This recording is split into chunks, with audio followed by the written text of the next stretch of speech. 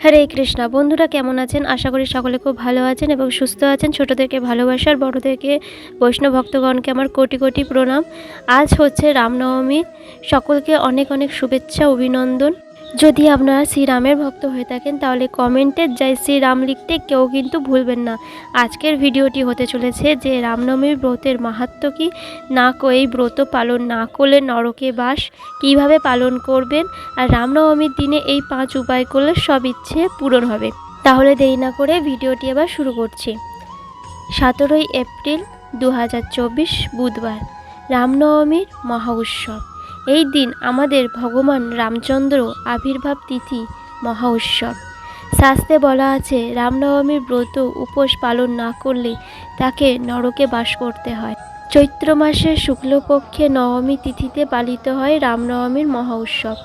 কারণ বাল্মীকি রামায়ণ, অগ্রগস্ত ও সংহিতায় আরও বিভিন্ন শাস্ত্রে শ্রীহরি ভক্ত বিলাসে উল্লেখ রয়েছে। চৈত্র মাসের শুক্লপক্ষে নবমী তিথিতে মধ্যাহ্নকালে এই পূর্ণ বৈষ্ণব নক্ষত্রে যুক্ত হয়েছিলেন, তখন ভগবান রামচন্দ্র আবির্ভূত হয়েছিলেন। রাম শব্দের অর্থ হচ্ছে আনন্দময়। দেবরাজ ইন্দ্র এই রামনবমীর ব্রতও পালন করে। অগস্ত্য শাস্ত্রে উল্লেখ আছে যে যিনি শ্রদ্ধা সহকারে ভগবানকে সন্তুষ্ট করার জন্য রামনবমীর ব্রতর উপোস পালন করেন তাকে আর এইখানে জন্মগ্রহণ করতে হয় না, অর্থাৎ সে জন্ম মৃত্যু সংসার চক্র থেকে সে বন্ধন থেকে মুক্তি লাভ করে ভগবত ধামে গমন করেন। এই ব্রত ঠিক করে পালন করলে সকল পাপ থেকে মুক্তি পাওয়া যায়।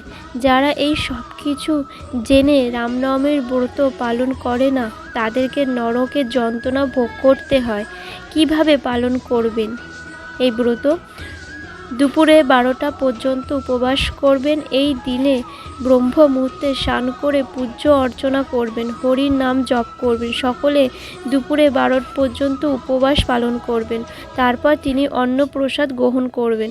এই দিনে কারো নিন্দা সমালোচনা করবেন না, কারণ এতে যে কষ্ট করে যে ব্রতটি পালন করবেন তার ফল সব বৃথা যাবে, কোনো ফলপ্রাপ্ত হবে না। কারণ নিন্দা করলে ভগবান আপনার প্রতি অসন্তুষ্ট হবেন। এই দিনে রামচন্দ্র লীলার মহিমা পাঠ করতে পারেন, বাল্মীকি রামায়ণ থেকে শ্রবণ করতে পারেন বা শ্রী ভাগবত থেকেও পাঠ করতে পারেন। শ্রী ভাগবতের নবম কেন্দ্রে 10ম অধ্যায় থেকে 12শ অধ্যায় পর্যন্ত পাঠ করতে পারেন, বা শ্রবণও করতে পারেন। রামনবমীর দিনে রামচন্দ্রের পছন্দ ফুল অবশ্যই অর্পণ করুন। এই রামচন্দ্রকে পদ্ম অর্পণ করতে পারেন। এই ফুল সকল দেবদেবীকে অর্পণ করা যায়। রামচন্দ্র পলাশ ফুল ও অশোক ফুল ভগবান রামচন্দ্রের অত্যন্ত প্রিয়, তাই ভগবান রামচন্দ্র ছিলেন বিষ্ণুর অবতার। এই কারণে হলুদ ফুল অর্পণ করাই যায়। আপনার জীবনে থেকে সমস্যা থেকে মুক্তি হওয়ার জন্য, রোগ থেকে মুক্তি হতে চাইলে বিশেষভাবে রামনবমীর সন্ধ্যাবেলায় যে কোনো হনুমান মন্দিরে যাবেন আর সেখানে হনুমান চালিসা পাঠ করবেন। এতে ভগবান রামচন্দ্রর সাথে সাথে হনুমানেরও আশীর্বাদ পাবেন।